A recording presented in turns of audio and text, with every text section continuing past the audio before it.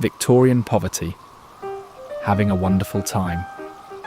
Victorian Britain proudly called itself the most advanced civilization on earth, an empire of progress, industry, and moral superiority. Which is impressive considering millions of people were drinking sewage and sleeping next to rats. During the reign of Queen Victoria, cities expanded faster than anyone bothered to plan for. Factories multiplied, railways spread, wealth poured in. It just didn't land where most people were standing. For the poor, daily life became less about living and more about seeing what new problem would kill you first. Housing. Efficient use of misery. Housing for the poor was simple. One room, many people, no privacy. Entire families, sometimes multiple families, shared a single space. One bed might hold parents, children, and a stranger who paid rent by not asking questions. Others slept on floors or under tables, or took turns resting in shifts. You didn't need an alarm clock. Someone coughing into your face handled that. Fresh air was avoided. Cold was considered more dangerous than disease, which was optimistic. Basement living, below expectations. For the truly unlucky, housing went underground. Basement rooms were dug beneath street level, directly below sewers. When it rained, gravity made a decision. Floodwater crept in during the night, carrying sewage, waste, and whatever else the street had collected. Mattresses soaked through. Blankets grew mould.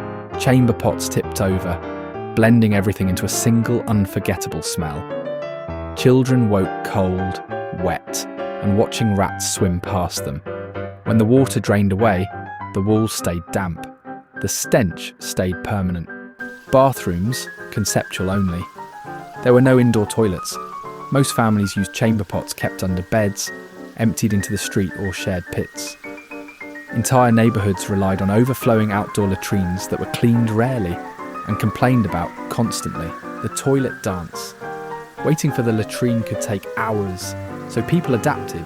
Men, women and children shifted from foot to foot, rocking back and forth, pacing in tight circles, performing what could only be described as the Victorian toilet dance. Some laughed nervously, others clenched silently, eyes fixed forward, bargaining with their own bodies. Children were bounced in place. Adults pretended not to notice what everyone else was doing. From a distance, the queue looked almost festive, like a group dance, if the dance was about desperation. Vermin. Built-in companions. Rats lived everywhere. Walls, floors, ceilings. They ran across sleeping bodies and stole food before it could be eaten. Sometimes they bit children's fingers in the night.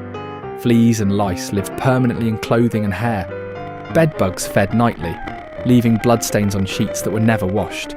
You could drown, starve, or be eaten slowly by insects. Water. A bold experiment. Clean drinking water was hard to come by, so people got creative. Many drank directly from the River Thames, which doubled as the city's main sewer, dumping ground and final resting place for anything inconvenient. This same water was used for cooking, washing wounds, and feeding children. Unsurprisingly, everyone got sick. Food lowered expectations. Wages were low, food was expensive, and bread was often mixed with chalk or sawdust, because standards are flexible. When that wasn't enough, people broadened their diets. Rats were trapped and eaten, scraps were scavenged, and stray dogs and cats quietly disappeared. No one asked where they went. Everyone already knew. Children in the sewers. Some children lived underground, not in basements, in the sewers. Beneath the city, children escaped homelessness by climbing into drainage tunnels, because compared to the streets, sewage had structure. The tunnels were warm, damp, and permanently dark. Rats were plentiful. Human waste was unavoidable. When it rained, the water rose quickly, and anyone too slow simply vanished. Children slept on slick bricks. They memorised tunnel paths. They scavenged coins and scraps washed down from above. Sunlight became a memory. Fresh air became optional. And somehow this was still considered preferable to the workhouse. The workhouse.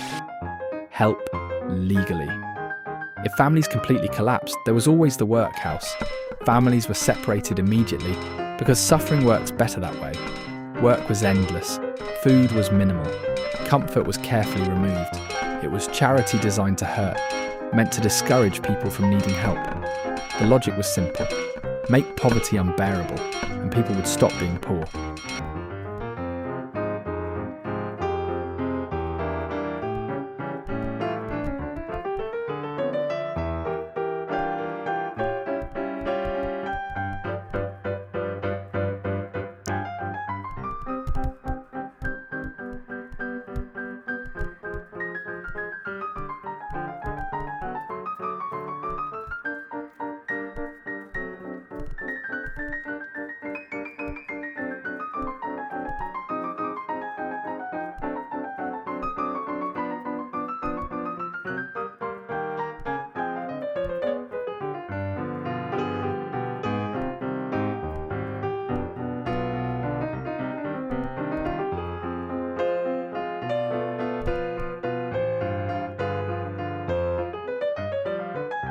Some must have felt, just for a second, like they'd reached heaven, which tells you exactly how bad the rest of life was.